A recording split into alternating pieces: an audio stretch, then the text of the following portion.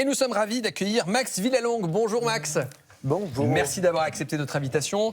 Alors, à la suite d'un accident de rugby, vous avez dû apprendre à marcher et tous les gestes de la vie quotidienne. Aujourd'hui, vous êtes manager d'Aerox France, un sport qui cartonne dans le monde et qui associe de la course à pied, des épreuves de force et de fitness. Mais votre histoire, elle a failli s'arrêter le 5 février 2017 sur un terrain de rugby. Vous avez 27 ans, vous jouez au rugby depuis l'âge de vos 8 ans, Stade français, Racing, champion de France espoir. Toute votre vie est dans le sport. Mais ce jour-là, ce 5 février 2017, qu'est-ce qui vous arrive ? Et je prends un coup de genou à la tête, à l'arrière de la tête, dans la partie du cerveau qui s'appelle le cervelet. Et cette partie-là, c'est la partie qui contrôle la coordination, l'appréhension, la parole, l'équilibre, tous les gestes qui permettent de se mouvoir. D'ailleurs, c'est pour ça que vous verrez, je fourche parfois, c'est que j'ai encore des problèmes d'élocution qui sont liés à cet accident. Et donc, je prends un coup, le cervelet est touché, ce qui veut dire que toutes les fonctions liées au cervelet ont été atteintes. Et hémorragie cérébrale, donc le sang s'écoule à l'intérieur du cerveau. Et le temps que le temps s'écoule, j'ai pu continuer à jouer encore ce jour-là. C'est ce qui est incroyable, c'est que vous avez continué de jouer, vous avez marqué un essai après le choc. Ouais. 30 minutes après, vous vous écroulez, on vous emmène à l'hôpital, vous avez des vomissements, le diagnostic tombe, hémorragie cérébrale, donc ça saigne dans le cerveau. Et quand vous vous réveillez, là, vous êtes vraiment mal au point. Je suis, en effet, voilà, comme on le voit à l'image, allongé, je ne pouvais plus parler, marcher, je ne pouvais plus bouger simplement. Et donc le premier mois à l'hôpital a été d'abord un moment de réappropriation de la parole, c'est-à-dire de communiquer simplement, et juste alité pendant un mois. Donc vous êtes hospitalisé, vous l'avez dit, un mois, vous sortez sur une chaise roulante, et vous nous avez dit en préparant l'émission que vous avez dû tout réapprendre comme un bébé. C'est ça. Toutes les fonctions touchées, parole, préhension, coordination, étaient vraiment retournées à zéro. Et du coup, réapprentissage de toutes ces fonctions. Et tout bêtement, mais quand on est allongé pendant 3 semaines, 4 semaines, rien que s'asseoir, c'est compliqué. Donc la position assise a pris, je pense, 3 jours avant d'être à nouveau acceptable par mon corps. C'est qu'on perd très vite nos capacités, mais pour les reprendre, ça prend un temps fou en fait. Ce temps, c'est de la patience et de la persévérance. Et d'ailleurs, le chirurgien a annoncé à vos parents que vous aviez entre 10 et 90% de chances de récupérer. Et vous avez entendu 90% simplement. C'était quoi ? C'était du déni, de l'optimisme, une force mentale, un instinct de survie déjà ? Je pense du déni. Je pense que j'ai accepté très tard ce qui m'arrivait.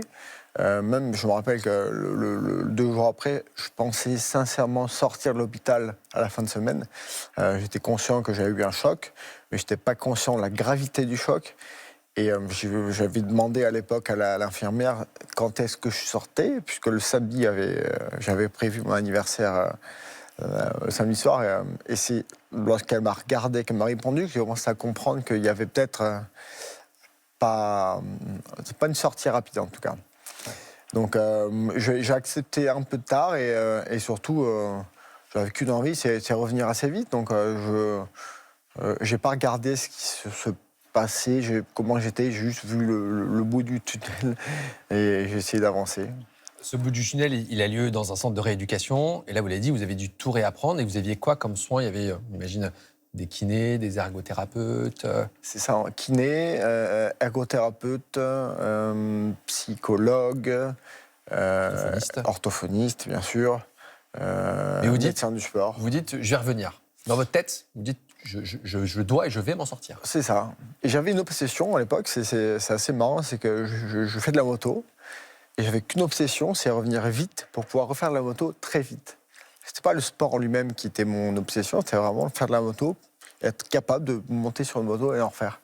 Et c'est cette idée-là qui est restée en moi pendant quelques mois et qui m'a donné envie de revenir assez vite. Et cette période de rééducation, elle a été difficile à accepter pour vous ? Ça a été compliqué ou vous voyez ça comme un parcours nécessaire, un combat où on imagine qu'il y a eu des hauts et des bas quand même ? Vous étiez dans la force de l'âge ? Je l'ai vraiment vécu. J'ai pas de traumatisme lié à cette période-là. La psychologue, je l'ai vue une fois au départ parce qu'on m'a demandé de la voir, mais je lui ai dit à la fin, j'ai pas envie de vous voir plus que ça, j'ai pas intérêt à vous voir. J'ai vraiment vécu cette période comme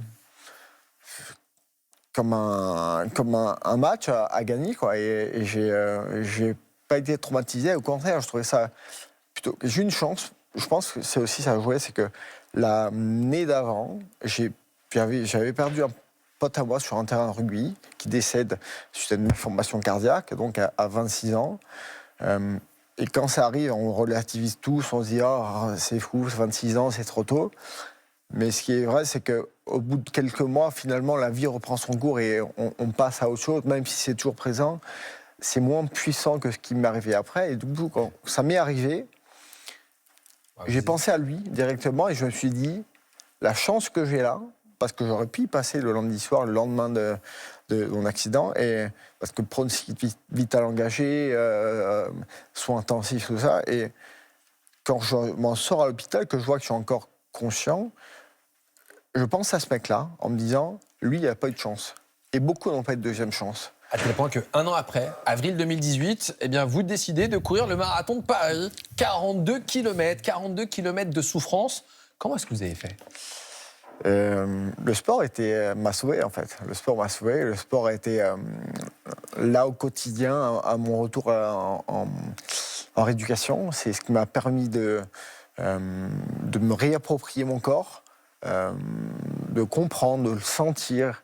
Et ce challenge-là, le marathon, c'était juste une étape qui était importante, que je devais atteindre et qui, du coup, m'a permis de mettre en place beaucoup de mécanismes sportifs pour vraiment revenir au maximum très vite. Mais qu'est-ce que vous avez ressenti quand vous avez franchi la ligne d'arrivée ? Parce qu'avec tout ce qui s'est passé avant, tout ce que vous nous avez raconté, ça devait être un moment fort. C'est un moment fort parce qu'en effet, il y avait mes parents, mes kinés, le médecin qui m'avaient clairement dit de ne pas le faire. Et non, c'est grande fierté et très heureux d'avoir pu reprendre et d'être arrivé à ce niveau-là en si peu de temps, parce que c'est ce qui a été mis en avant, c'est que le peu de temps entre l'accident et la reprise intensive. Et non, très fier. Et ça continue parce qu'ensuite, pendant le Covid, vous devenez coach, sacrée revanche. Vous découvrez l'Aerox, une compétition qui est associée de la course, du fitness. Et c'est un sport hyper intense. Vous accrochez immédiatement. Vous partez en Allemagne faire votre première compétition. Vous racontez votre aventure sur les réseaux. Et puis là, à Barcelone, une scène un peu irréelle. Le cofondateur d'Aerox vous reconnaît et vous dit « On a besoin d'un gars comme toi pour développer l'Aerox en France. » Et c'est parti. Vous voilà manager d'Aerox France. C'est une revanche incroyable. C'est beaucoup de chance que j'ai eu à l'époque, en effet. Mais à l'époque, Aerox n'était pas aussi connu et populaire que maintenant. À l'époque, Aerox, c'était 12 personnes dans un bureau à Hambourg. Là, il y en a 2 à 300 plutôt. Et quand on crée un concept, on n'a eu qu'une envie, c'est que quelqu'un s'y attache et le promeut. Et c'est vous. Et je l'ai fait à l'époque sans qu'on me le demande, donc forcément ça s'est su assez rapidement dans l'écosystème Aerox. Ouais, vous êtes hyper humble quand même parce que votre parcours il forge le respect honnêtement. Parce que vous repartez, je ne vais pas dire des enfers, mais quand même de quelque chose de très compliqué. Aujourd'hui, vous allez comment ? Je vais très bien. Je le vois comme une deuxième chance. Qui à un moment, je me dis, qui a l'occasion de se dire, en fait, tout ce que j'ai fait jusqu'à présent, il y a peut-être des choses que j'aurais pas voulu faire, mais là, on m'a mis un coup d'arrêt en me disant, attention. Et depuis ce jour-là, je me dis, ok, maintenant, tout ce que tu as envie de faire, fais-le. Et surtout, tout ce que tu n'as pas aimé chez toi, que tu n'as pas réussi à modifier, en fait, modifie-les. J'ai eu comme une pression. Mais la bonne pression, en fait, la pression qui te fait avancer et qui te fait jamais lâcher. Donc moi, je le vois comme une chance plus qu'autre chose. Donc je vais très bien. Max Vilas, c'est un plaisir et un honneur de vous recevoir. Vraiment, merci beaucoup. Merci beaucoup.